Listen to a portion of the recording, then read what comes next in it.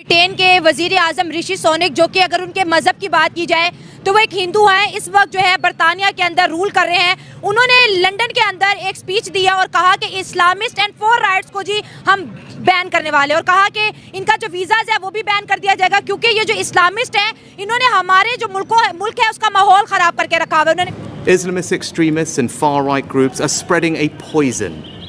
That poison is extremism.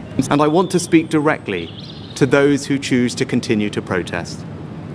Don't let the extremists hijack your marches. UK जो है वो radical Islamist से परेशान हो गया है और यूके ने हाथ जोड़ लिया कि भाई अब नहीं, अब हमारी बस हो गई है।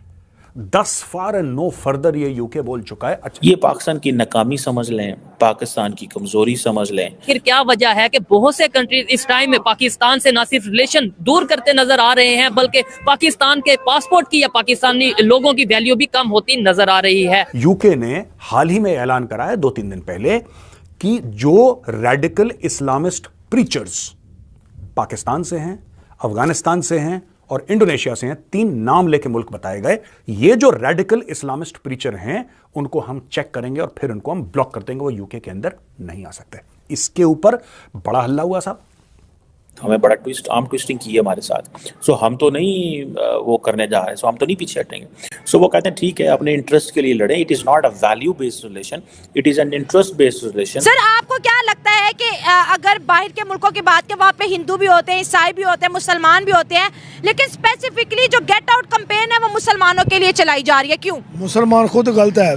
मुसलमान खुद गलत है। जय हिंद दोस्तों। पाकिस्तान अफगानिस्तान से आकर नफरत फैलाने वाले कट्टर इस्लामी को प्रचारकों को पर जो है पूरी तरह से ब्रिटेन सरकार जो है सख्ती करने वाली है, पूरी तरह से बैन होगी और एंट्री पर भी बैन लगाया जाएगा। सुनक ने अपने भाषण में कहा कि अब समय आ गया है कि वह सभी विभाजनदारी ताकतों का मुकाबला करने के लिए एक साथ खड़े हो।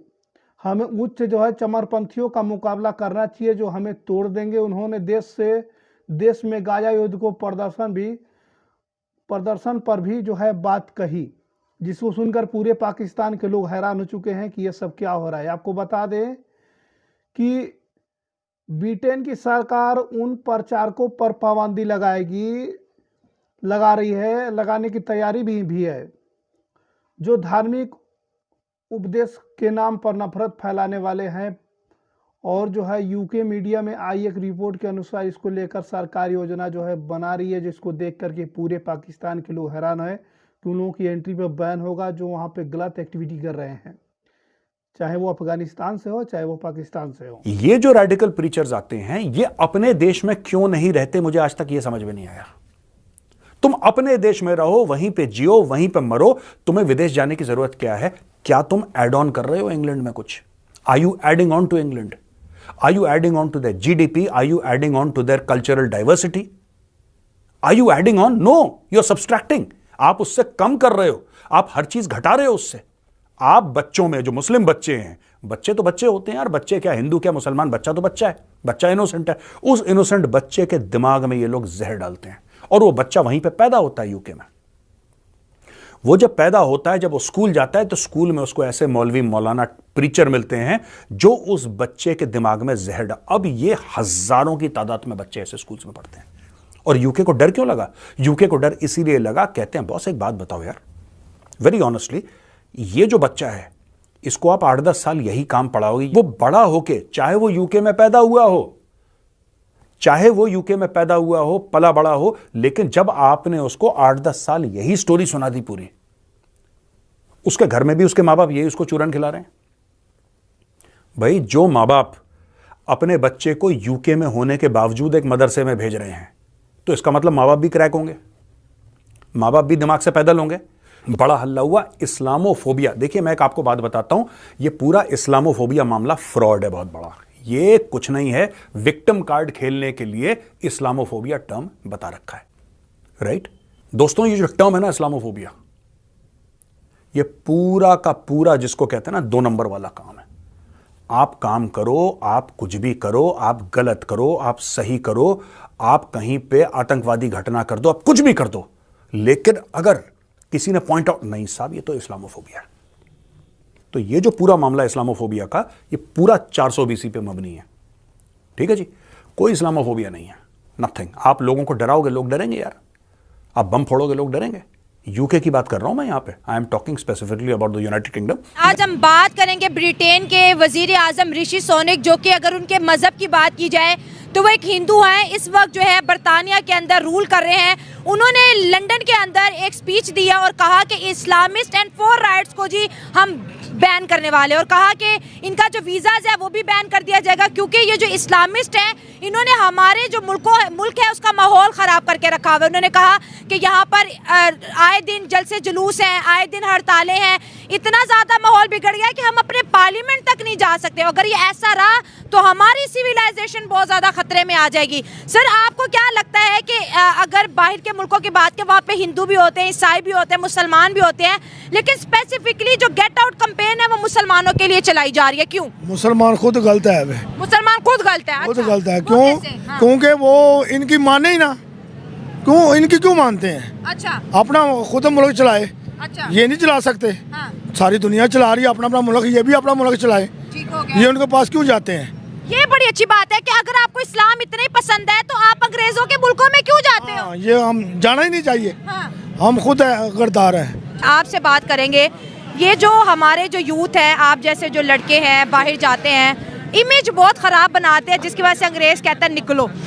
हम बाहर जाते हैं गुलामी करने के लिए। अच्छा, ठीक है। हो गया। हाँ। और अगर आप यहाँ पर देखें ना, यहाँ पर लोग कहते हैं ना कि वहाँ पर ना जाएं। हाँ। वहाँ पर जाना हमारा एक मजबूरी बन चुकी है। अगर यहाँ पर देखें, एक आदमी 16 या 17 पड़ा हुआ है, इधर ये पार्किंग ऊपर ना 800-700 रुपये दड़ी लगाकर घर जाता है। अफसोस की बात अच्छा है। कि- सर देखिए, आप देखिए दुनिया बाहर में जाना हमारी हिंदू मजबूरी देखिए है। बहुत ज़्यादा है। अमेरिका में हिंदू ज़्यादा है, कनाडा में है, बरतानिया में हर ज़्यादा जगह पे, हर जगह है, पे लेकिन है। सर आज तक उनके खिलाफ कोई कंपेन नहीं हुई। हमारे खिलाफ इस वजह से होती है, हम बाहर जाकर भी अपनी हरकतों से बाज नहीं आते। हाँ, ये आपने बड़ी पॉइंट की बात की है। वहाँ पर भी जाकर कहते हैं कि बस मैं थी भी शेर सही वहाँ, बात लेकिन वहाँ पर नहीं चलता इस चीज़ को। ये जी बड़ा तो जो हाँ कि जिस तरह का माहौल उसमें अंदर रहना पड़ता है, लेकिन हम लोग नहीं रहते। सर, आज हम तक इस हमने वजह से इंडियन वहाँ के पर खिलाफ कोई जलील हो रहे हैं, वहाँ पर कंपेन जलील हो रहे हैं। इंडियंस के खिलाफ कोई कंपेन नहीं सुनी।